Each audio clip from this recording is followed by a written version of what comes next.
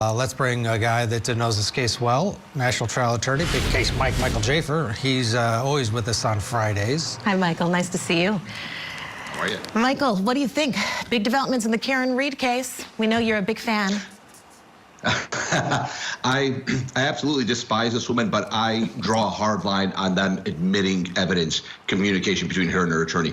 I take a very hard rule. I had many attorneys work for me come to me say, hey, this prosecutor or this regulator, they want our text messages. They want literally our text messages with our clients, but they want a privilege log.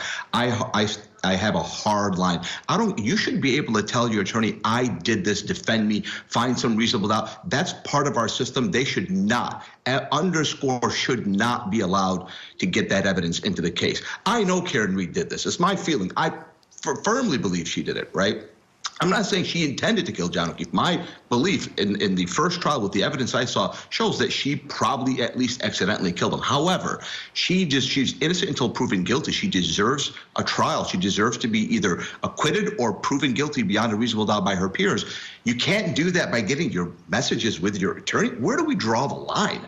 Even asking for it. This is where the prosecution, the state of Massachusetts, failed in the first trial by overreaching. When they overreached and wouldn't turn over in the first trial DNA evidence so that the defense could independently test his arm. When they refused to do it, that's where the whole free Karen Read trial hoax thing became a thing, is what people said, well, what do you have to hide?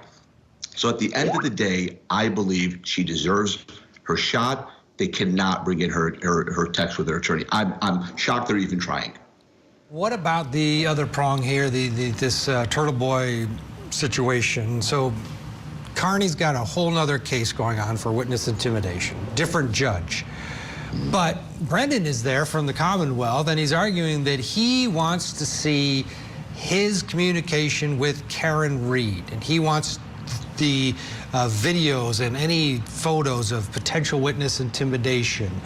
And the inference is he's on a bit of a hunt, and he wants to get that first, and then from there decide whether or not he wants to try to really get it into the Read case itself. This judge says yes, but it's up to Beverly Cannoni, is it not? And what did you think of the dramatic marching into the courtroom by Karen Read and her defense team to sit next to Turtleboy? Here's exactly my thought. I'm so happy you asked me that question. A, he will be able to get it in front of Judge Beverly Cannoni so she can make a decision. And B, she should allow that in, because if you believe, as I do, as a lot of people do, not everybody, but a lot of people believe that Karen Read is a narcissist who's made this story up, well, this is direct evidence to show that she made it up. And what? She's trying to introduce evidence that, the Alpert...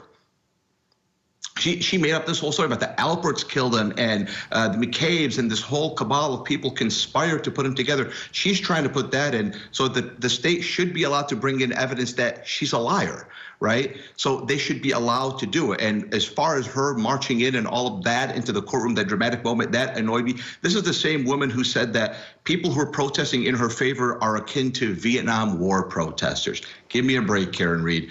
I think that this trial is going the way I was hoping it would go. My hunch is it's going to be in front of Judge Beverly Cannoni, and Judge Beverly Cannoni is going to let it in. She hasn't made any mistakes in this case yet. I'm proud of the way she's done it. That's my hunch is what's going to happen. I don't know why Karen Read has just done so many interviews, talked to so many people. Turtleboy here. Turtleboy, he's going to join Judge Ashley later on at 3 o'clock today. His attorney. Yes. His attorney. Yeah. Okay. Yeah. His attorney is going to join Judge Ashley later on today on our show. But, I mean, she's talked to so many people, and that's what they're saying, that she's waived her attorney-client privilege. She shared this information with Turtleboy about grand jury minutes and other evidence in the case that she was not supposed to share with him. I mean, I don't know why. She's not helping herself. They deny that, but yes. I think I know why she's doing it. It's because if my theory is correct, she's a narcissist. Karen Read believes in Karen Read. That's my theory, right? And that's why it doesn't shock me that she's done it. This whole free Karen, maybe there's some evidence that shows that if you lie enough and so convincingly, even you believe your own lie. There's evidence, there's studies. I'm not a doctor, I'm not examining Karen Read, but this is beyond a shadow of a doubt that this has been proven in other situations. So my theory is Karen Read has really If you're a narcissist, why wouldn't you love the whole world supporting your lie and pushing you forward? She said that they are akin to Vietnam War protesters, a war that killed 57,000 Americans. So, I hate this woman. I hope she gets convicted. Michael Jaafar. Tell us how you really feel. Let's get a break. When we come back, we're going to head to California. Again, a reminder that Turtleboy's attorneys are joining Judge Ashley at 3 o'clock Eastern Time. You want to miss that? We don't want to miss that. We'll get the latest. But meanwhile, we're going to head to California. Monica Sementale, that trial continues to churn along. The co-defendant, Christopher Austin, has been brought back by the defense. Massive. Yeah. Michael Jaafar is still with us. The victim didn't take the stand. He said that he was suffering from PTSD. He could not revisit it. You can infer from that testimony would not have been favorable to the prosecution had he taken the stand. Maybe you can. Michael, what do you think of that? If he would have taken the stand, maybe we would have had a different result today. 1,000%. That's exactly what I was thinking, right? I was a little bit surprised by the verdict, but obviously I defer to the jury because the jury only saw one side of the story, right? And this is why law schools teach you classes that have actually happened and not theoretical classes, because in order to predict the future, you have to understand the past. And so if you're a young prosecutor in New Hampshire or anywhere in the country, you look at this case and you say, wow, you know, the complaining victim is so important and so key and so crucial because it can only help the prosecution. It can only hurt the state. If you're the complaining victim now and you heard that he was acquitted, you are going to have PTSD from the incident. Now you're going to have PTSD from the result. And man, and you see his attorney hug him, you know, that's a lonely table, by the way, just so people know. Sitting at the defense table before a verdict is read, it's a very lonely place to be.